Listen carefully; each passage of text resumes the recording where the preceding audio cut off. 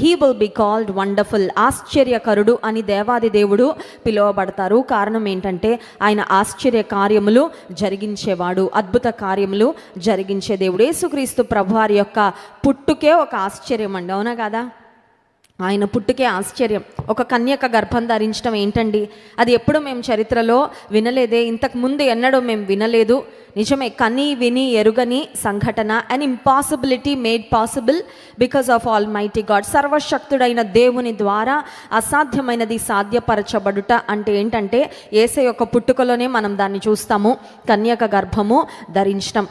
యేసుక్రీస్తు ప్రభువారు కన్య అయిన మరియ యొక్క గర్భంలో ఇమిడిపోవడం ఒక అద్భుతం. అయితే అదే సమయంలో దాదాపు ఒక 6 నెలలకు ముందు ఇంకొక కుటుంబంలో కూడా ఒక అద్భుతం జరిగిందండి. క్రిస్మస్ అనేది అద్భుతాల సమయం. నమ్మిన వారి స్తోత్రం చెప్దాం, hallelujah. Christmas is a time of miracles. అద్భుతాల సమయము క్రిస్మస్ కాలం. ఎందుకంటే దేవుడు తన ప్రజలను దర్శించిన సమయం అది. లోకరక్షకుడు ఈ లోకంలో, ఈ ప్రపంచంపై, ఈ గడ్డపై ఆయన అడుగు పెట్టడానికి ముందు మరొక కుటుంబంలో ఒక అద్భుతము జరిగింది.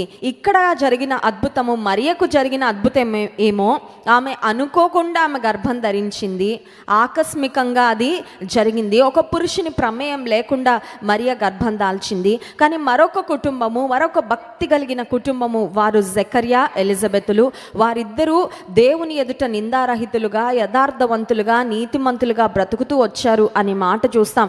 అంత భక్తిగా జీవించిన వారు చాలా కాలం నుంచి ఎదురు చూశారంట. దేవుడు మాకు బిడ్డల్నిస్తే బాగుండు అని ఎదురు చూస్తున్న సమయంలో దేవుడు ఎలిజబెత్ను జ్ఞాపకం చేసుకొని, దేవుడు జకర్యాకు ఆయన దేవాలయంలో యాజక ధర్మాన్ని జరిగిస్తూ ఉండగా, వారు అహరోను వంశానికి చెందినవారు, వారి యాజక ధర్మాన్ని లేవి వంశానికి చెందిన వారు యాజక ధర్మాన్ని జరిగిస్తూ ఉండగా, ఆ సమయంలో దేవాది దేవుడు ఒక దూతను పంపించి జకర్యాకు ఒక మాట సెలవిచ్చారు. ఆ మాటలు చూడండి, లూకా సువార్త 1వ అధ్యాయము 13వ వచనం నుండి 16వ వచనం వరకు మార్చి చదువుకుందాం. లూకా సువార్త 1వ అధ్యాయము 13వ వచనం నుండి 16వ వచనం వరకు. అప్పుడు ఆ దూత అతనితో, జకర్యా భయపడకుము, నీ ప్రార్థన వినబడినది, నీ భార్య అయిన ఎలిజబెతు నీకు కుమారుని కనును, అతనికి యోహాను అను పేరు పెట్టుదువు.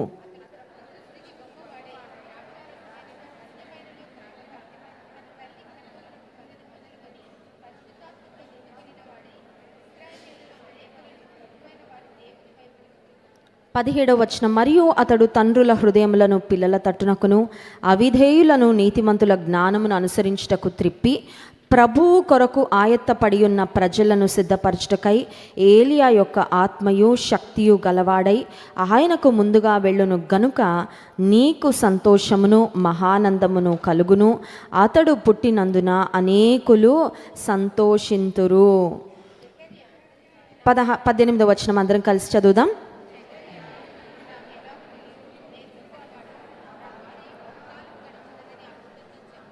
19వ వచనం, దూత నేను దేవుని సముఖమందు నిలుచు గబ్రియేలును, నీతో మాట్లాడుటకును ఈ సువర్తమానము నీకు తెలుపుటకును పంపబడితిని. పాత నిబంధనకు క్రొత్త నిబంధనకు మధ్యలో ఒక పేజ్ మనకు ఉంటుందండి, ఒక తెల్ల కాగితం ఉంటుంది, వైట్ పేపర్. కానీ అది 400 సంవత్సరాల నిశ్శబ్ద కాలము. దేవుడు మనుషులకు ఆయన వాక్కు ప్రత్యక్షత ఏ విధంగా కూడా ఇవ్వని సమయం. 400 సంవత్సరాల మౌన కాలము, నిశ్శబ్ద కాలం తర్వాత దేవుని దూత పురుషులలో ఏమో జకర్యాకు ప్రత్యక్షమై ఒక గొప్ప వార్తను సెలవిచ్చినట్లు చూస్తున్నాం. స్త్రీలలో ఏమో కన్య అయిన మరియకు ప్రత్యక్షమై నీవు గర్భం ధరించబోతున్నావు అనే వార్త తెలిపినట్లుగా లేఖనంలో మనం చూస్తాం. సరే, ఇప్పుడు దేవుని దూత ప్రత్యక్షం అవ్వడం అనేది సహజంగా సామాన్యంగా జరిగేది కాదు. ఇట్స్ అన్ అన్యూజువల్ థింగ్, ఒక అసమానమైన, ఒక అసాధారణమైన కార్యము. ఇంత డివైన్ ఎక్స్పీరియన్స్ పొందుకున్న జకర్యా మీరు చూసినట్లయితే దేవుని దూత నీకు ఒక కుమారుడిని ఇస్తానని చెప్పి మాయమైపోలేదండి. ఆ దేవుని దూత అయిన గబ్రియేలు జకర్యాకు ప్రత్యక్షమై చాలా సమయం తీసుకొని చాలా వివరంగా ఎక్స్ప్లెయిన్ చేస్తూ ఉంది. మీరు చూడండి, లూకా సువార్త 1వ అధ్యాయంలో 13వ వచనం నుండి 17వ వచనం వరకు దాదాపు ఒక 5 వచనాలు చాలా లైన్స్ ఉన్నాయి, చూసారు కదా. ఒక్కొక్క లైన్ కూడా కాదు, ఒక్కొక్క వచనం ఇంకా కొంచెం వివరంగానే ఉంది. అంత డీటెయిల్డ్గా, అంత స్పష్టంగా దేవుడు జకర్యాను ఎలిజబెత్ను జ్ఞాపకం చేసుకోబోతున్నాడని, వారు ఇంతవరకు చేసిన ప్రార్థనలన్నిటికీ జవాబు వచ్చే సమయము ఆసన్నమైందని, ఒక కుమారుడిని ఇవ్వబోతున్నారని, ఆ కుమారుడు కూడా సామాన్యమైన వాడిగా ఉండబోవడం లేదని ఇంత స్పష్టంగా దేవుని దూత ఇన్ని మాటలు మాట్లాడిన తర్వాత, ఇంత వివరంగా తెలియజేసిన తర్వాత, ఇప్పుడు జకర్యాకు ఒక డౌట్ వచ్చింది. ఏంటి ఆ డౌట్? ఒక సందేహం. 18వ వచనం, జకర్యా ఇది నాకు ఎలాగూ తెలియను, నేను ముసలివాడను, నా భార్యయు బహుకాలము గడిచినదని ఆ దూతతో మనిషి కదండి, సందేహం వచ్చింది.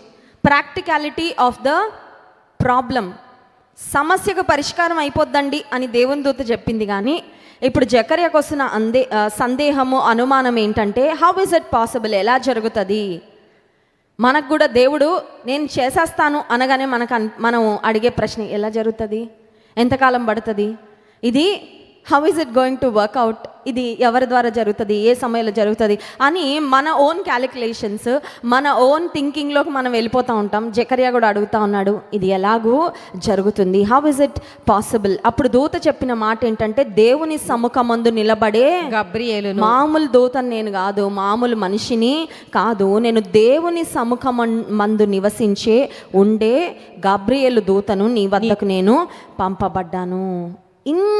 ఇన్ని మాటలు దూత ద్వారా వినిన తరువాత, తన సందేహాన్ని వ్యక్తపరిచాక కూడా దూత చెప్పిన తరువాత, still Zechariah could not believe that his prayers are going to be answered.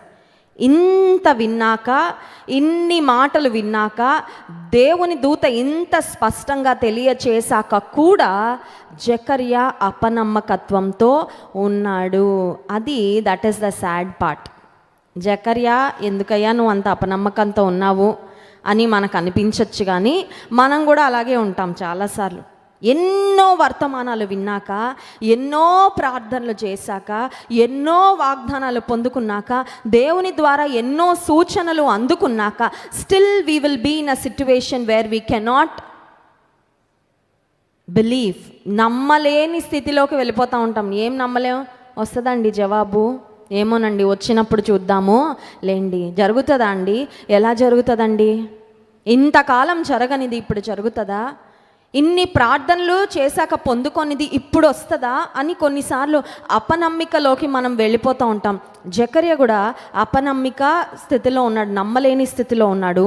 20వ వచనం చూడండి, మరియు నా మాటలు వాటి కాలమందు నెరవేరును, నీవు వాటిని నమ్మలేదు గనుక ఈ సంగతులు జరుగు దినము వరకు నీవు మాటలాడిక మౌనివై ఉందువని అతనితో చెప్పెను. నీవు నమ్మలేదు గనుక. God takes unbelief seriously. దేవుడు ఏ విషయంలోనా సీరియస్ అవుతారా? ప్రేమ కలిగిన దేవుడు కదా, దయ కలిగిన దేవుడు కదా, జాలి కలిగిన దేవుడు కదా, కరుణా సంపన్నుడు కదా, క్షమించుటకు సిద్ధ మనసు కలిగిన దేవుడు కదా, దినదినము నూతనంగా మన ఎడల ఆయన వాత్సల్యత పుట్టుచున్నదని వాక్యంలో ఉంది కదా. అయినా దేవుడు దేన్నన్నా సీరియస్గా తీసుకుంటాడండి? లేదంటే అన్నింటిలో కొంచెం చూసి చూడనట్లు వదిలేస్తూ ఉంటాడా? కొంతమంది ఫీలింగ్ ఏంటంటే దేవుడు అన్నీ చూసి చూడనట్లు వదిలేస్తాడని. దేవుని కృపను చాలా లైట్గా తీసుకుంటారు. దేవుని కృపను కొన్నిసార్లు పాపం చేయడానికి ఒక లైసెన్స్గా తీసుకొని, ఏం పర్వాలేదండి, దేవుడు అర్థం చేసుకుంటాడులే, దేవుడు క్షమించేస్తాడులే, దేవుడు కనికరిస్తాడులే, దేవుడు జ్ఞాపకం చేసుకుంటాడులే అని చాలాసార్లు లైట్గా తీసుకుంటారు. కానీ ఇక్కడ మనం చూసినట్లయితే God took Zechariah's unbelief seriously. జకర్యాలో ఉన్న అపనమ్మకత్వాన్ని దేవుడు కొంచెం కఠినంగా వ్యవహరించిన తీరు ఇక్కడ లేఖన భాగంలో మనము చూడగలము. దేవుని దూత చెప్తున్న మాట, నీవు నమ్మలేదు కనుక అపనమ్మికకు నువ్వు వెల చెల్లించాలయ్యా. ట్రాఫిక్ సిగ్నల్ జంప్ చేశామండి. ఇండియాలో అయితే పెద్ద పర్వాలేదు. మీరు వేరే దేశాలకు వెళ్ళి సిగ్నల్ జంప్ చేయండి, రెడ్ ఉండగానే కూడా క్రాస్ చేసి వెళ్ళిపోండి, స్పీడ్ లిమిట్ క్రాస్ చేయండి, వెంటనే మిమ్మల్ని పోలీస్ వ్యాన్ వెనక నుంచి చేజ్ చేసుకుంటా వస్తారు, టికెట్ ఇస్తారు, దానికి కోర్టుకి వెళ్ళాలి, కోర్టులో ఎక్స్ప్లెయిన్ చేయాలి, వారు ఇంత ఫైన్ వేస్తారు, ఇన్ని $, అని జరిమానా వేస్తారు, ఆ జరిమానా కట్టిగానే తిరిగి రావాలి. ఎందుకంటే ఆ లాని వయలేట్ చేసినందుకు ఖచ్చితంగా వెల. విశ్వాస జీవితంలో విశ్వాసిమి అని చెప్పుకుంటూ ఆ విశ్వాసాన్ని కనుపరిచినందుకు ఇక్కడ జకర్యా ఏం చేస్తూ ఉన్నాడంటే ఒక వెల చెల్లిస్తూ ఉన్నాడు. ఏంటా వెల? What was the price? దేవుడు అతనికి ఇచ్చిన ఒక చిన్న పనిష్మెంట్ ఏంటంటే, నీ కుమారుడు పుట్టే వరకు దేవుని కార్యం జరుగుతుందని ఇంతగా చెప్పి నన్ను నమ్మలేకపోతున్నావు కదా జకర్యా, అందుకని ఆ కార్యం జరిగే వరకు నువ్వు ఇంకా మాట్లాడలేవు. ఆశ్చర్యం ఏంటంటే యేసుక్రీస్తు ప్రభువారి యొక్క పరిచర్యలో మూగవారికి అనేక మందికి ఆయన వాక్శక్తిని ఇచ్చాడండి, మాటలు ఇచ్చాడు. కానీ ఇక్కడ మాట్లాడుతున్న జకర్యా నోటికి దేవుడు ఏం చేశాడండి? తాళం వేశాడు. జకర్యా విశ్వాసం మనసులో వచ్చినప్పుడు అది బయటకు రాకుండా తాళం వేసుకుంటే చాలా బాగుండేది. దేవుడు అతని నోటికి తాళం వేసి ఉండేవాడు కాదేమో. అర్థమవుతుందండి? కొన్నిసార్లు మన నోటికి మన తాళం వేసుకోవాలి. అది చాలా మేలు, మనకి మేలు, మన కుటుంబానికి మేలు, మన సంఘానికి.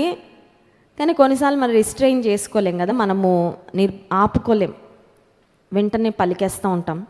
జకర్యా అవిశ్వాసపు మాటలు పలుకుట ద్వారా దేవుడు అన్నారు, నీ నోటిని అలా వదిలేస్తే పుట్టేదాకా ఇంకెన్ని మాటలు మాట్లాడతావో జకర్యా, నీకు తాళం వేయడమే బెటర్. చూడండి విచారము. దాదాపు 60 సంవత్సరాలు దాటిపోయిన సీనియర్ సిటిజన్స్గా ఉన్న జకర్యా ఎలిజబెత్ గర్భం ధరించగానే తల్లిదండ్రికి ఎంత ఆనందం ఉంటుందండి. జకర్యా ఎంతోమందికి చెప్పుకోవాలనుకుంటాడు. ఏమని తెలుసా? నేను తండ్రి కాబోతున్నా, నాకు ఒక కుమారుడిని దేవుడు ఇవ్వబోతున్నాడు, మా ప్రార్థనలకు జవాబు వస్తూ ఉంది. ఇదిగో నా భార్య. కనబడిన వాళ్ళకి అడుగుతూ ఉంటారు కదా, వార్తలు ఏమైనా ఉన్నాయా? కొంతమంది మంచి వార్తలు అడుగుతూ ఉంటారు. Any good news? ఉందండి గుడ్ న్యూస్. 3వ నెల ఉందండి గుడ్ న్యూస్. 5వ నెల ఉందండి గుడ్ న్యూస్. 7వ నెల ఉందండి గుడ్ న్యూస్. ఎనీ టైం 9వ నెల కూడా వచ్చింది, ఎప్పుడైనా అయిపోవచ్చు అని చెప్పుకోనే పరిస్థితి జకర్యాకు. అపనమ్మికతో పలుకుట ద్వారా దేవుడు జకర్యా నోటికి ఏమేశారండి?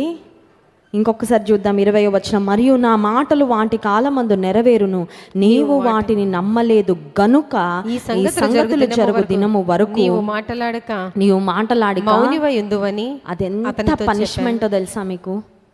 మాట్లాడుతూ మాట్లాడలేని స్థితిలోకి వెళ్ళిపోవడం చాలా పెద్ద. నాకు ఇంతకు ముందు సంవత్సరాల్లో VBS మన చర్చిలో జరిగేది, ఇప్పటికీ జరుగుతుంది, ప్రతి ఇయర్ జరుగుతుంది సమ్మర్లో. నాకు VBS జరిగినప్పుడు లాస్ట్ డేకి నాకు గొంతు పోద్దండి.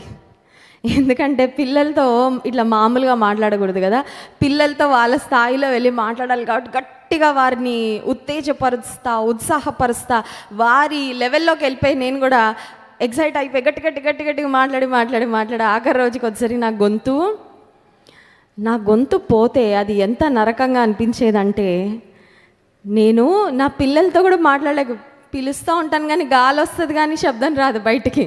మా పెద్ద పాపను పిలుస్తుంటే 3వ పాపను వాళ్ళు వెళ్ళిపోతూ ఉంటారు.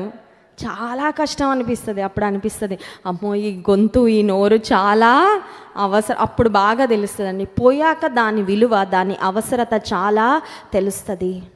దేవుడు మనకి నోటినిచ్చాడు, దేవుడు మనకు నాలుకనిచ్చాడు. ఎందుకంటే విశ్వాసపు మాటలు, టు స్పీక్ విత్ ఫెయిత్. నీ జీవితంలో దేవుడు చేయబోతున్న కార్యాలను గురించి జకర్యా ఇంకొకలాగా స్పందించుంటే బాగుండేది. ఏమని తెలుసా? దేవా నన్ను జ్ఞాపకం చేసుకున్నావు, నీకెంతో వందనాలు. దేవా నువ్వు నన్ను కనికరించావు, నీకెంతో వందనాలు. నా భార్య మీద గొడ్రాలని ఉన్న ఈ నిందను తొలగిస్తున్నావయ్యా, నీకెంతో స్తోత్రాలు. దేవా నీ కార్యాలను గురించి నేను అందరికీ వివరిస్తానయ్యా అని చెప్పుంటే ఎంత బాగుండేది చూడండి. ఎప్పుడైతే అవిశ్వాసం వచ్చిందో, నమ్మలేని స్థితిలో పలకడం ప్రారంభించాడో, జకర్యా మాటలాడలేని స్థితిలోకి వెళ్ళిపోయాడు. హెబ్రీ పత్రిక 11వ అధ్యాయము 6వ వచనము మనందరికీ తెలిసిన లేఖన భాగమే. చూడండి, హెబ్రీ పత్రిక 11వ అధ్యాయం 6వ వచనం. విశ్వాసము లేకుండా దేవునికి ఇష్టుడై ఉండుట అసాధ్యము. దేవుని యొద్దకు వచ్చువాడు ఆయన ఉన్నాడని తన్ను వెదకు వారికి ఫలము దయచేయువాడని నమ్మవలెను కదా. విశ్వసిస్తే ఫలం ఉంటుంది, అపనమ్మిక వల్ల ఏమీ పొందుకోలేము. If you do not have faith, you cannot receive anything from the Lord. అవిశ్వాసం ఉంటే ఏం పొందుకోలేం. ఒట్టి చేతులతో వెళ్ళిపోవాల్సి వస్తుంది, ఖాళీ చేతులతో వెనుతిరగాల్సి వస్తుంది. విశ్వాసం ఉంటే, విశ్వాసంతో నువ్వు ప్రార్థన చేస్తే, విశ్వాసంతో కనిపెడితే, విశ్వాసంతో ఎదురు చూస్తే నీకు ఖచ్చితంగా ఫలము ఉంటుంది. There is a fruit to your faith. నీ విశ్వాసానికి దేవుడు ఖచ్చితంగా ఫలాన్ని అనుగ్రహిస్తాడు. అవిశ్వాసపు మాటలు మాట్లాడిన తర్వాత జకర్యా తన యాజక ధర్మాన్ని క్రమాన్ని జరిగించుకొని బయటకు వచ్చాడండి. బయటకు వచ్చేసరికి పరిస్థితి ఏంటంటే మాట్లాడలేకపోతా ఉన్నాడు. అందరికీ అర్థమైంది ఇతనికి అతను సంజ్ఞలు చేస్తున్నప్పుడు 22వ వచనం చూడండి. అతడు వెలుపలికి వచ్చినప్పుడు వారితో మాటలాడలేకపోయినందున ఆలయమునందు అతనికి దర్శనము కలిగినదని వారు గ్రహించిరి. అప్పుడు అతడు వారికి సంజ్ఞలు చేయుచు మోగవాడై ఉండెను. అప్పటి నుంచి he had to use sign language, సంజ్ఞల ద్వారానే మాట్లాడాల్సి వచ్చింది. కానీ దేవుడు ఎలిజబెత్ గర్భాన్ని తెరిచి ఆమెను జ్ఞాపకం చేసుకున్న తర్వాత ఆమె గర్భంలో ఇప్పుడు యోహాను ఉన్నాడు. దేవుడు జకర్యాకు ఆ బిడ్డకి ఏ పేరు పెట్టాలో కూడా ముందే చెప్పేశారండి. పేరు కూడా చెప్పాక కూడా నమ్మలేకపోయాడు. అది అక్కడ హైలైట్. ఏంటదండి, నీకు కొడుకు పుడతాడని ఒక మాట చెప్పి ఊరుకోలేదు. నీకు ఒక కుమారుడు పుట్టబోతున్నాడు, అతనికి యోహాన్ అని పేరు పెట్టాలి. అతను పుట్టుట వలన నీకు మహానందం కలుగుతుంది. నీకే కాదు, అతను పుట్టుట వలన అనేక మంది సంతోషిస్తారు, అనేక మందికి సంతోష కారణంగా ఉంటాడు, పరిశుద్ధాత్మ శక్తితో నింపబడతాడు, ఏలియా వంటి ఆత్మ కలిగి ఉంటాడు. ఎన్నో మాటలు చెప్పాక కూడా అపనమ్మికే ప్రదర్శించాడు ఎవరు? జకర్యా. కానీ దేవుడు చెప్పిన మాట మాత్రం నిరర్ధకము. ఆ అపనమ్మికతో ఉన్న జకర్యాగా ఒక్కడికే దేవుడు పనిష్మెంట్ ఇచ్చాడు, కానీ ఎలిజబెత్ను మాత్రం దేవుడు జ్ఞాపకం చేసుకోవడము ఆపలేదు, మానలేదు. ఇప్పుడు ఎలిజబెత్కి 6 నెలలు వచ్చినాయి. ఎలిజబెత్ గర్భంలో ఉన్న బిడ్డకు 6 months, she was 6 months pregnant. ఆ కాలంలో మరియా ఎలిజబెత్ వద్దకు వెళ్ళిందంట. 39వ వచనం చూడండి. ఆ దినములో మరియా లేచి యూదా ప్రదేశములోని కొండ సీమలోనున్న ఒక ఊరికి త్వరగా వెళ్ళి జకర్యా ఇంటిలో ప్రవేశించి ఎలిజబెత్కు వందనము చేసెను. మరియా ఎలిజబెత్లు బంధువులండి, దే వర్ రిలేటివ్స్. బంధుత్వం ఉంది కాబట్టి దేవుని దూత మరియకు ప్రత్యక్షమై పరిశుద్ధాత్మ శక్తి వల్ల నువ్వు గర్భం ధరించబోతున్నావు అని మరియతో చెప్పిన తర్వాత పరలోకము నుండి వచ్చిన దూత ఎలిజబెత్ను గూర్చి కూడా ఒక మాట మరియకు తెలియచేసింది. ఆ మాట ఏంటంటే 36వ వచనం. మరియు నీ బంధువురాలు ఎలిజబెత్ కూడా తన వృద్ధాప్యమందు ఒక కుమారుని గర్భము ధరించి ఉన్నది. గొడ్రాలనబడిన ఆమెకు ఇది 6వ మాసము. ఇది 6వ. మొదటి అధ్యాయము ఇందాక చదువుకున్న ప్రారంభ వచనాల్లో మీరు 5-6 వచనాలు చూస్తే ఎలిజబెత్ బహుకాలము గడిచిన వారిద్దరు వృద్ధులయ్యారు అనే మాట ఉంటుంది. 7వ వచనం ఎలిజబెత్ గొడ్రాలైనందున అనే మాట ఉంటుందండి. పిల్లలు లేరు అనే పరిస్థితిలో జకర్యా ఎలిజబెత్లు కొన్ని సంవత్సరాలు ఉండిపోయారు. ఎన్ని సంవత్సరాలు వెయిట్ చేయాలా? ఇంత వెయిటింగ్ ఎందుకు మాకే? ఇంత కాలము ఎందుకు మేము ఎదురు చూడాలా? నేను నిరాశ, నిరుత్సాహము ఖచ్చితంగా మనుషులుగా వారికి వచ్చుండొచ్చు. వారు వృద్ధాప్యంలో కూడా వచ్చేసారంటే ప్రాబబ్లీ దే థాట్ దేవునికి ఇంకా మనకి ఇవ్వడం ఇష్టం లేదేమో, ఆయన చిత్తం కాదేమో అనే స్థితికి కూడా బహుశా వెళ్ళిపోయి ఉంటారేమో జకర్యా ఎలిజబెత్లు. మనుషుల మధ్యలో ఎలిజబెత్ ఏ నింద అయితే పొందుకుందో ఆ నిందంతా, ఆ బాధ అంతా పరలోకంలో కూడా దేవుడు చూశాడండి. ఎందుకంటే పరలోకం నుంచి వచ్చిన దేవుని దూత మరియతో పలుకుతున్న మాటలలో చెప్పిన మాట ఏంటంటే గొడ్రాలనబడిన ఆమెకు ఇది 6వ మాసము. అంటే ఎలిజబెత్ యొక్క పరిస్థితిని పరలోకం నుండి దేవుడు, ఆమె ఎలాంటి నిందపడుతుందో, ఆమె ఎలాంటి బాధపడుతుందో, ఆమె ఎలాంటి వేదన గుండా వెళ్తా ఉందో అది దేవుడు కూడా చూసి అదే మాట దూత కూడా స్పష్టంగా మరియతో, God sees your pain, God sees your struggle. నువ్వు ఒంటరిగా ఉండేంత వేదన పడుతున్నావు, దేవుడు చూస్తున్నాడు. నీ మీద మనుషులు వేస్తున్న నింద దేవుడు చూస్తున్నాడు. ఇంకా వీరి పరిస్థితి ఎప్పటికీ ఇంతే అండి అని మనుషులు మాట్లాడుతున్నారే, అవి దేవుడు చూస్తున్నాడు. ఆ టైమ్ ఇస్ కమింగ్, ఒక సమయం వస్తుంది, దేవుడు ఆ నిందంతా తొలగించే సమయం. హల్లెలూయా. దేవుని దూత ఎప్పుడైతే మరియకు నీ బంధువైన ఎలిజబెత్ను దేవుడు జ్ఞాపకం చేసుకున్నాడమ్మా, ఆమెకి ఇది 6వ మాసం అనగానే ఇంకా మరియా ఆగలేకపోయిందండి. She was filled with joy, she was overjoyed. అకస్మాత్తుగా అనుకోని విధంగా నన్ను దేవుడు జ్ఞాపకం చేసుకున్నాడు. కానీ మా బంధువు అయిన ఎలిజబెత్ కూడా షీఈస్ విత్ అ చైల్డ్. నేను ఆమెను కలవాలని వెళ్ళినప్పుడు ఇద్దరు స్త్రీలు కలుసుకున్నప్పుడు వారు ఒకరికొకరు వందనము చేసుకున్నారంట. మరియా ఎలిజబెత్కు వందనము చేయగానే మరియా యొక్క స్వరం వినగానే ఎలిజబెత్ యొక్క గర్భంలో ఉన్న శిశువు గంతులు వేశాను. ఎలా వేశాడు గంతులు? ఇంతకుముందు మరియా ఎలిజబెత్లు ఎప్పుడైనా కలుసుకున్నారా? పిల్లలు లోపల ఎప్పుడు గంతులు వేస్తారు తెలుసా? కొన్నిసార్లు కొంతమంది పిల్లలు ఇంట్లో తండ్రి స్వరము లేకపోతే వారికి ఇష్టమైన వారి స్వరం వింటూ ఉంటే గంతులు వేస్తూ ఉంటారు. మన దగ్గరికి ఒక సిస్టరు వాళ్ళ చిన్న బిడ్డను తీసుకొని వచ్చారండి, అక్క ప్రార్థన చేయండి అని. నా చేతిలోకి రాగానే గంతులేసేస్తుంది ఆ బిడ్డ. అయితే నేను ప్రార్థన చేయడానికి ఎత్తుకుంటే గంతులేస్తుంది. అప్పుడు ఆ సహోదరి చెప్తా ఉంది, అక్క గర్భంలో బిడ్డ ఉన్నప్పుడు ప్రతిరోజు మీ పాటలు పెడతా ఉండేదాన్ని, అందుకని ఆ పాటలు రాగానే లోపల బిడ్డ గంతులేస్తూ ఉండేది. ఇప్పుడు మీ చేతిలోకి రాగానే కూడా ఏడవట్లేదు చూడండి, మీ చేతిలోకి రాగానే చాలా యాక్టివ్ అయిపోయింది. నన్ను ఎట్లా చూస్తుందంటే నేను ఎప్పటి నుంచో పరిచయం అయినట్టు, నేను వాళ్ళ ఫ్యామిలీ మెంబర్ అన్నట్టు ఆ బిడ్డ చూస్తూ ఉంటే నాకు ఆశ్చర్యం అనిపించింది. ఆ బిడ్డకి నా స్వరం గర్భంలో ఉన్నప్పుడే పరిచయము. డాక్టర్స్ కూడా చెప్తా ఉంటారు ఏమనంటే గర్భం దగ్గరికి, కడుపు దగ్గరికి వెళ్ళి మాట్లాడాలంట ఆ బిడ్డలతో. వాళ్ళు బయటకు వచ్చాక వాళ్ళు వింటారని మనం అనుకుంటాం కానీ కాదు, లోపల ఉన్నప్పుడు కూడా చిల్డ్రన్ క్యాన్ స్టిల్ లిసన్. పిల్లలు గర్భంలో ఉన్నప్పుడు కూడా వింటారు, వారికి వినికిడి శక్తి ఉంటుంది. ఆ మధ్యలో ఒక వీడియో బాగా వైరల్ అయింది. అదేంటంటే బయట ఒక తల్లి అల్ట్రాసౌండ్ స్కాన్కి వెళ్ళింది. స్కాన్కి వెళ్తే బయట ఒక పాట పెట్టారండి. పాట పెడితే లోపల బిడ్డ చప్పలు కొడుతుంది. కడుపులో ఉన్న బిడ్డ ఇంకా బయటకు కూడా రాలేదు. ఆ బిడ్డ బయట పాట పెడితే ఆ హాస్పిటల్లో అల్ట్రాసౌండ్ స్కాన్లో అదంతా చూపిస్తే చాలా ఆశ్చర్యం అనిపించింది. ఇప్పుడు నా ప్రశ్న ఏంటంటే, మరియా ఎలిజబెత్లు that was their very first meeting. వారు ఎలిజబెత్ గర్భం ధరించిన తర్వాత కలుసుకోవడం మొదటిసారి. అప్పటి వరకు యోహాను మరియ యొక్క స్వరాన్ని కూడా ఎప్పుడూ వినలేదు. కానీ ఎలా గంతులు వేశాడంటే, మరియ పరిశుద్ధాత్మ వలన గర్భం ధరించినది, మరియ పరిశుద్ధాత్మ శక్తితో నింపబడినది. ఆ లోపలున్న బిడ్డ కూడా, పుట్టబోవు శిశువు కూడా పరిశుద్ధాత్మతో నిండుకొనిన వాడని గబ్రియేలును దేవదూత ద్వారా చెప్పబడిన మాట కనుక దేవుని ఆత్మతో నింపబడిన మరియా మాట్లాడుతూ ఉంటే ఆ మాటలకు ఎలిజబెత్ గర్భంలో ఉన్న బిడ్డ ఏం చేశాడండి? గంతులు వేశాడు. సరే, ఎలిజబెత్కు 9 నెలలు అయిపోయాయి. ఆమె గర్భంలో నుండి ఆ బిడ్డ బయటకు వచ్చేసాడు. ఇప్పుడు యోహాను పుట్టాడు. యోహానుకు పేరు పెట్టే సమయము వచ్చింది. It's a very important day. ఎందుకంటే 8వ రోజు యూజువల్గా మరి యూదా సంప్రదాయం ప్రకారము వారు సున్నతి చేస్తూ ఉంటారు. 8వ దినం it's a day of circumcision.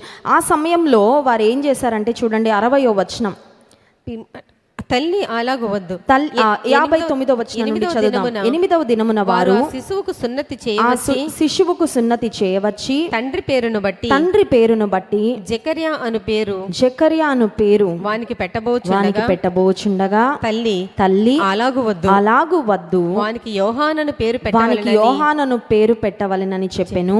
అందుకు వారు నీ బంధువులలో ఆ పేరు గలవాడెవడునూ లేడే అని అతనితో చెప్పి ఆమెతో చెప్పి వానికి ఏ పేరు పెట్టగోరుచున్నావని వాని తండ్రికి సంజ్ఞలు చేసి అడిగిరి.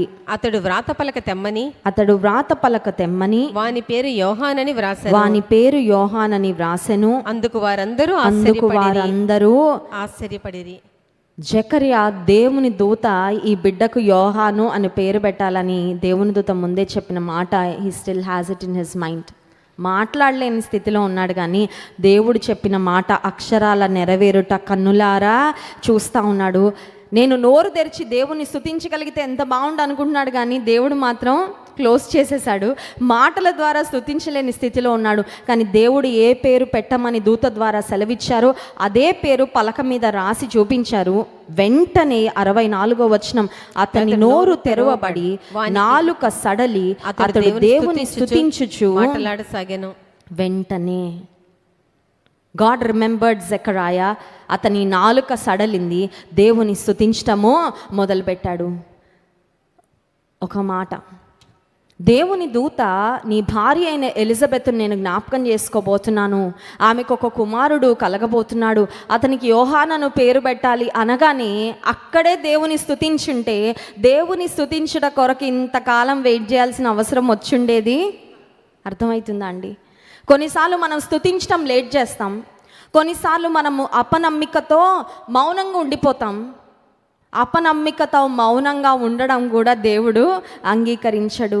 When God reveals something to you, believe it and praise it in advance. నమ్మి ముందే విశ్వాసంతో స్తుతించు, దేవుని ఘనపరచు. అప్పుడు నీ జీవితంలో ఇంకా గొప్ప కార్యాలు దేవాతి దేవుడు జరిగిస్తాడు.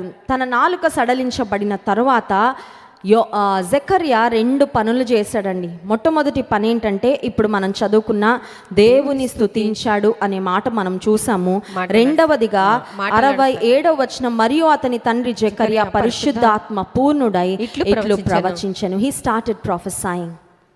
యాజకుడుగా ఉన్నాడు. యాజక ధర్మంలో, దేవుని పనిలో, దేవుని పరిచర్యలో సాగిన జెకర్యా, కానీ దేవుడు అతని జీవితంలో కార్యం చేసి తన భార్య మీదున్న ఆ నిందను తొలగించి దేవుడు వారిని సంతోషభరితులుగా చేసినప్పుడు ఆయన స్తుతించడం మొదలుపెట్టాడు, ప్రవచించడం కూడా మొదలుపెట్టాడు.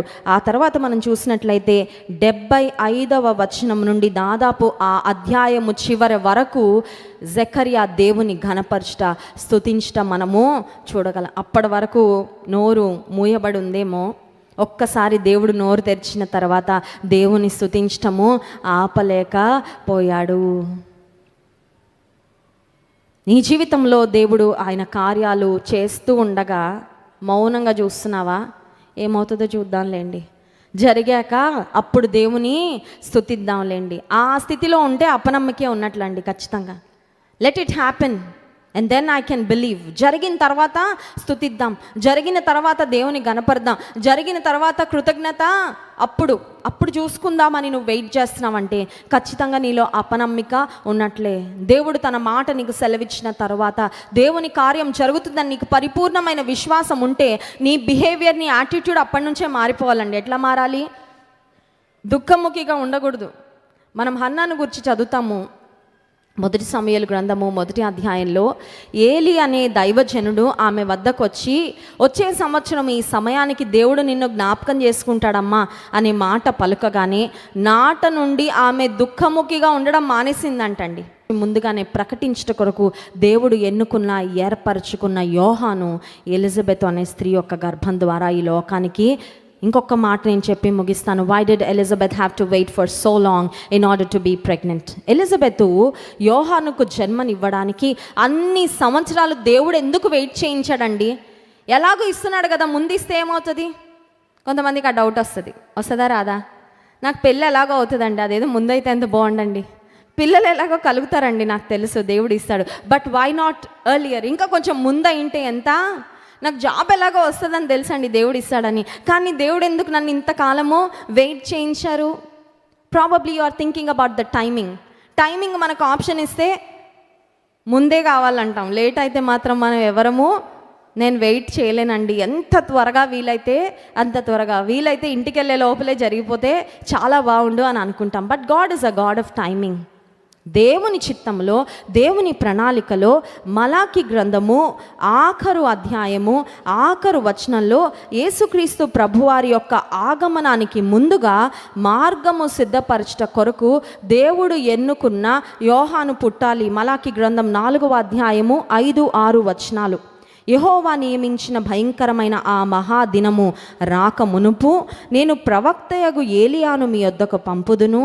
నేను వచ్చి దేశమును శపించకుండునట్లు అతడు తండ్రుల హృదయములను పిల్లల తట్టును, పిల్లల హృదయములను తండ్రుల తట్టును తిప్పును. This was a prophecy about John the Baptist. బాప్తిస్మం ఇచ్చి యోహానును గూర్చి మలాకి అనే ప్రవక్త ద్వారా దేవుడు చెప్పించిన, సెలవిచ్చిన ప్రవచనము. ఆ ప్రవచనము నెరవేరాలంటే అదే సమయంలో కొంతకాలం ముందు యేసుక్రీస్తు ప్రభువారికి యోహాను పుట్టాలి. అర్థమైందండి?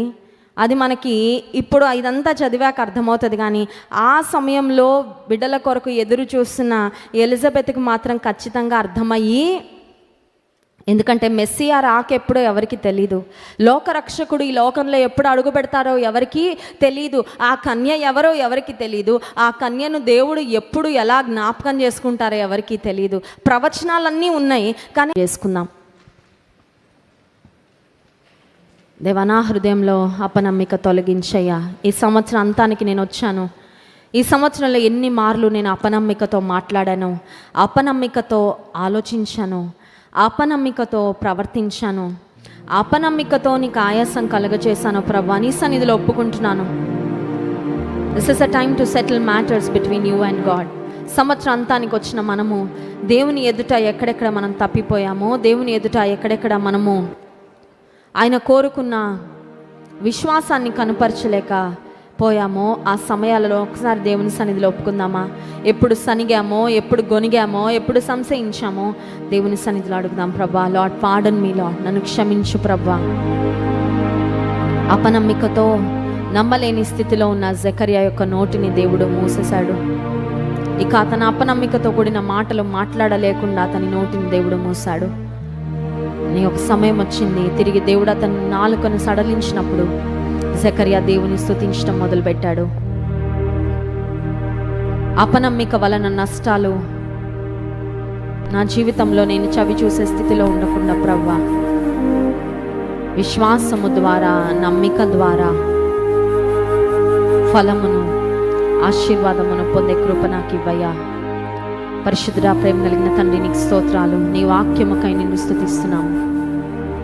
అపనమ్మిక ద్వారా మేము నష్టపోతామని, విశ్వాసము ద్వారా గొప్ప ఫలము పొందుతామని మాకు జ్ఞాపకం చేసినందుకు నీకు వందనాలు ప్రభువా. ఎన్నో ప్రార్థనలు చేశారు జకర్యా, ఎలిజబెత్, కానీ జవాబు వచ్చే సమయానికి నమ్మలేకపోయాడయ్యా. అట్టి స్థితిలో మేమెవ్వరం ఉండకుండా మాకు కృప చూపు ప్రభువా.